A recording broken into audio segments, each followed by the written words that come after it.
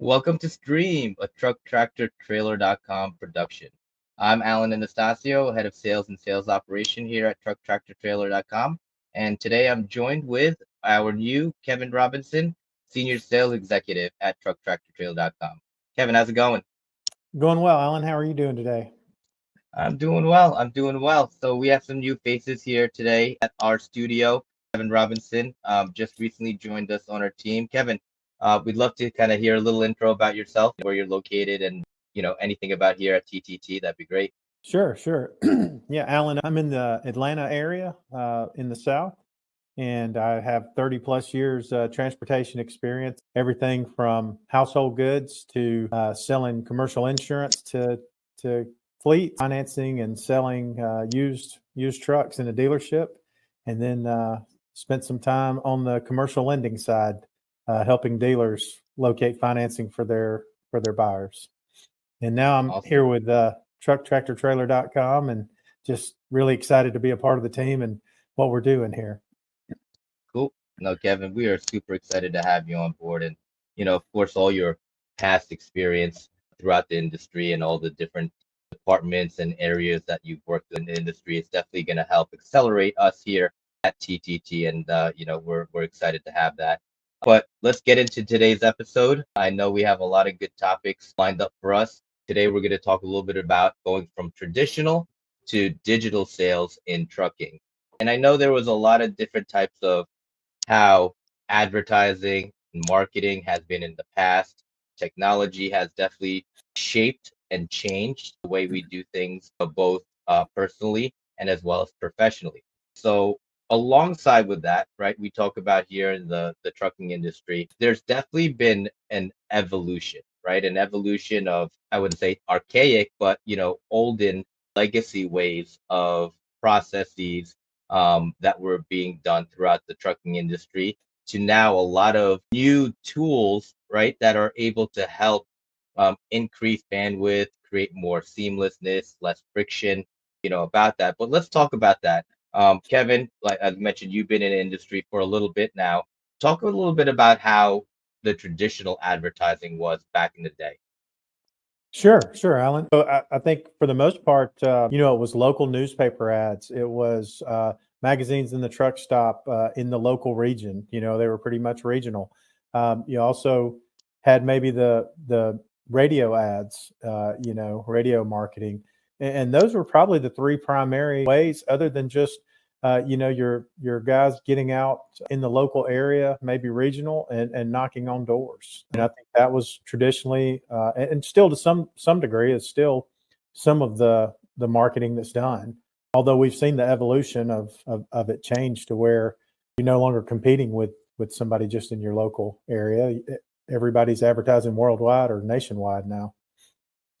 Yeah, no, and I'm 100% agree with you. And when I started my career, my career started in advertising, so a lot of print, and then it moved, of course, onto more of the digital landscape.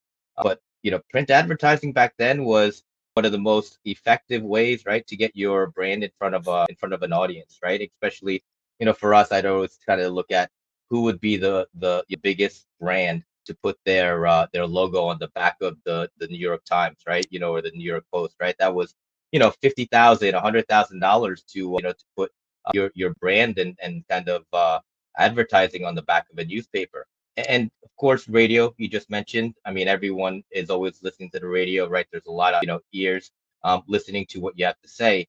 But I will say, and I'm pretty sure you'll agree with me, Kevin, it was pretty hard to track, really that effectiveness, right? I mean, try to, understand how effective that, print advertising campaign was. Like, unless they physically came into your store with the ad in their hand, right? Or they said, "Oh, I saw you in an ad," but which ad, right? You might have 50 ads out there, right? So, what do you think about that back then? I mean, in terms of how to track those results. Yeah, I think they relied on a giveaway. Come bring this ad, and you'll get this free hat, or you'll get this cup, or mention this ad, and you'll get this pen. Those type things, and that's the way they tracked it. I think that was their best Hmm. best way to track it at that point. Um, yeah, and I would say that it's definitely evolved from that method. I mean, we have much better ways to track how Yeah, effective ads are now, or our reach is, whether it's LinkedIn post, whether it's Facebook Marketplace, whether it's just uh, having people come to your marketplace and track who's been viewing your marketplace yeah. based off of a certain media that you've put out on the digital marketplace. So let's dive into that, into that topic there, and that evolution of that technology, because what was it's because it's changed, right? And the things that we held in the palm of our hands are a lot different. Back then everyone had newspapers, right? Folded up in their hands, reading newspaper. That's where you get all your information, all your data.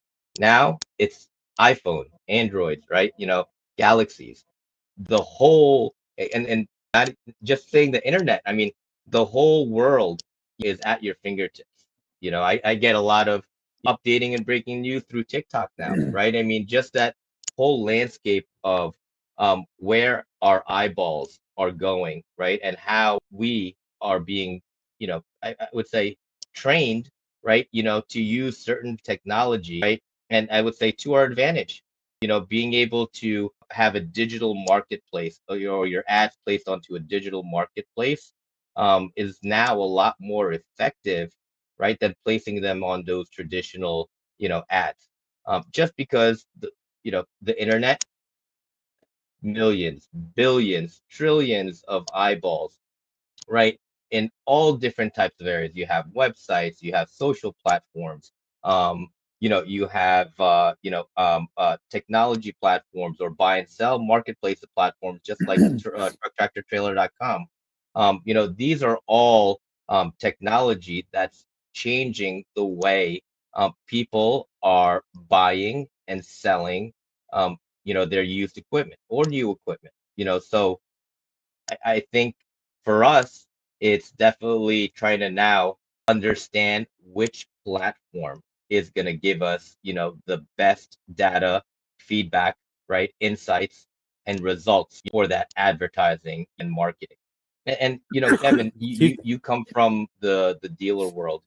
Maybe give us some insight into maybe how you've seen that, kind of shape the way dealers have been, doing business. Sure. I hate to think of myself as the old guard, but I'm closer to the old guard than I am the new generational shift that we're seeing into the digital marketplace, where we traditionally moved a little slower. Our processes took longer. We had to use wet signatures to get paperwork processed. We had to send originals to companies to get funding on deals, Mhm. and sometimes we had to wait on snail mail to get the get the documents there before we got paid.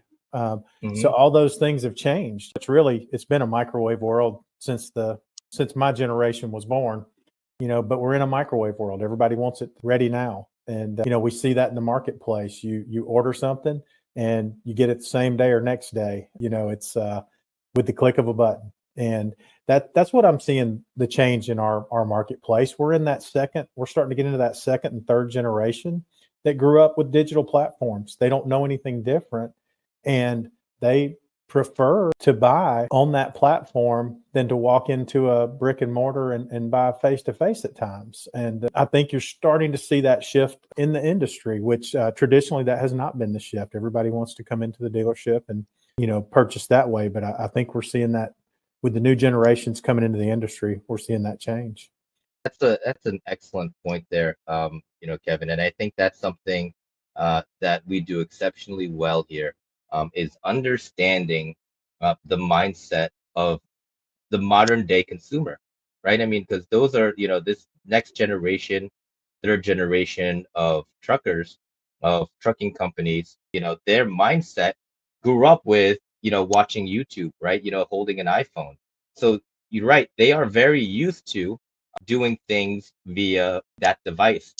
And in certain cases, and I feel this is, somewhat true, it's turned some people to be a little bit more introverted, right? You mentioned they'd rather just buy something online than go into, and whatever it is, it could be an appliance store. You can go into a Lowe's, a Home Depot, right, and make one of those bigger purchases, right? But sometimes people don't want to deal with, that customer service. They don't want to deal with lugging that back into their car. Now they can just go online, not have to deal with anyone, right? Pick what they want, know exactly what they're getting, know exactly when it's coming, schedule that installation, right? And all while eating, my sausage and cheese biscuit sandwich, right, in the morning, right? I mean, it's Sure. just that's how people have been thinking, right? And I'll say, the COVID, right? And that time has really accelerated that mindset, right, of comfortability, right, of being able to, and it all started with toilet paper, right? Everyone's, I'm gonna, buy toilet paper online, and now everyone buys toilet paper online, right? It's the number one product sold, on Amazon. So, but it's, as going back to what I was saying, it's understanding the mindset of that modern day consumer, and then being able to provide a platform or service that can fulfill their needs, because these guys want to do everything cheaper, better, and faster, right? And really fast, right? And if we can accommodate that, right, and be able to work around that mindset, it's just a win-win, I feel, right? And this whole digital transformation, um I think there's been a lot of, I would say, skepticism, Kevin, right? With, traditionally a lot of people did go to the dealership and they wanted to feel the steering wheel, right? They wanted to feel, the shifter. Now it's people are buying things sight unseen. I mean, what do you think people are doing to really overcome, that skepticism of being able to talk to a customer that's in Colorado and sell them a unit that's in South Florida? What do you think, or what are you doing right now to, in these discussions with these customers to overcome that? I think I've seen, not just me, but in the marketplace, I've seen a shift the last 4 or 5 years, uh, back to when I was in the dealership, of video walkarounds, you know, offering inspections, offering third party reports that showed the history of the trucks, those type things that have allowed them to get a trust factor with the condition of the truck. I've even seen guys, take a truck out on a test drive with a GoPro and video and allow you to hear the gears shifting and hear the engine Mhm. and hear the Jake brakes and get a good feel for whether or not the truck was bouncing going up and down the road. All those things that give the buyer a virtual experience digitally to where they have a good feel for the truck. And it's really changed the marketplace. And I think I've seen, especially you mentioned COVID, I've seen the shift even in my generation and the generations before me, where we all have changed our buying habits to where I joke all the time that, once a week I break down more cardboard than I used to break down once a year for Christmas.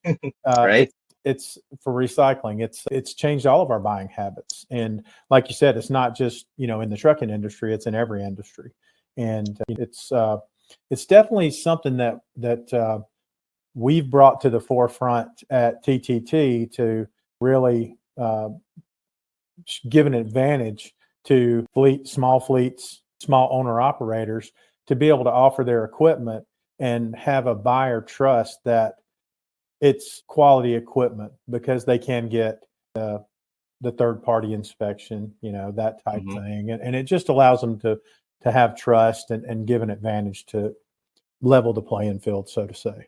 Yep, I think I totally concur with you. Really building that trust, and building that trust, of course, through, we always say, our high touch, high tech environment.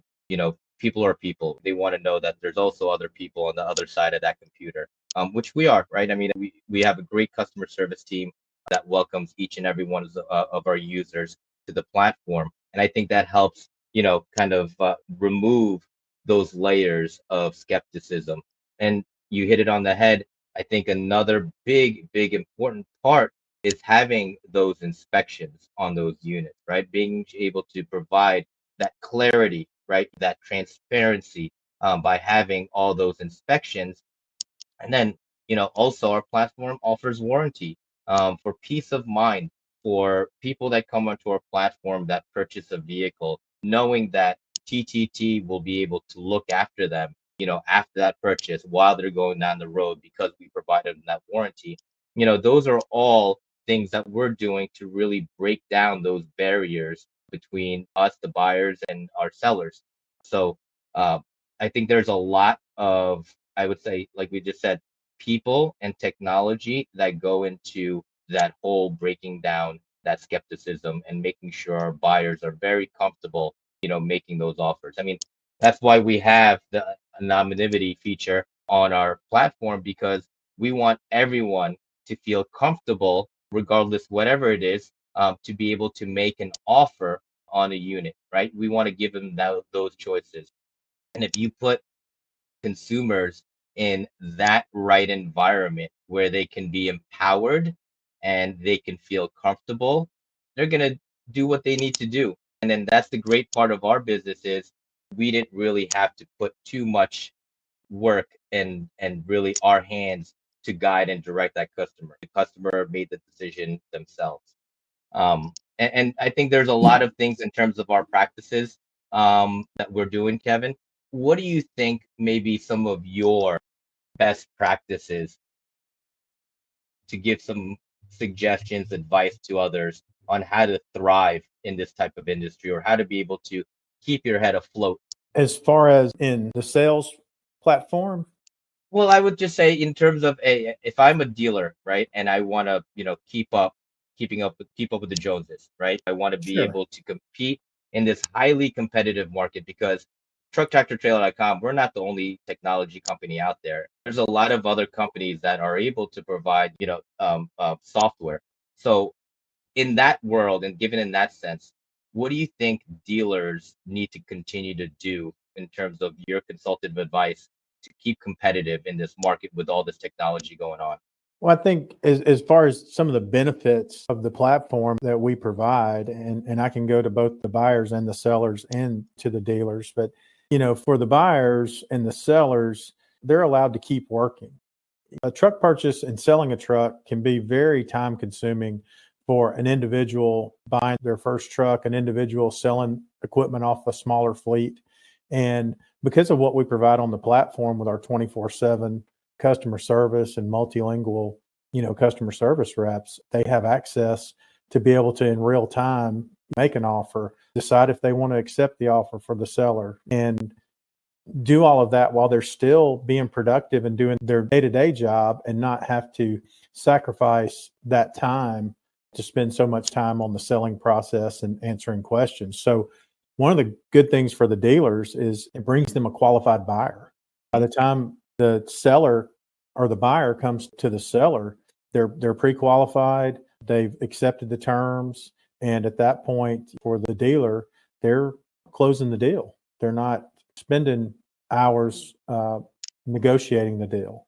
So it's a big advantage to the traditional way of doing it. And it allows them to focus on other things. Not only that, the going back to the customer service platform, especially for a smaller dealer, someone doesn't have to spend hours putting everything into the platform for their listings. They send it to our customer service team, and they handle putting everything up on the site, and they're allowed to go back to selling because they're still going to have the brick and mortar walk-in Mhm. customers.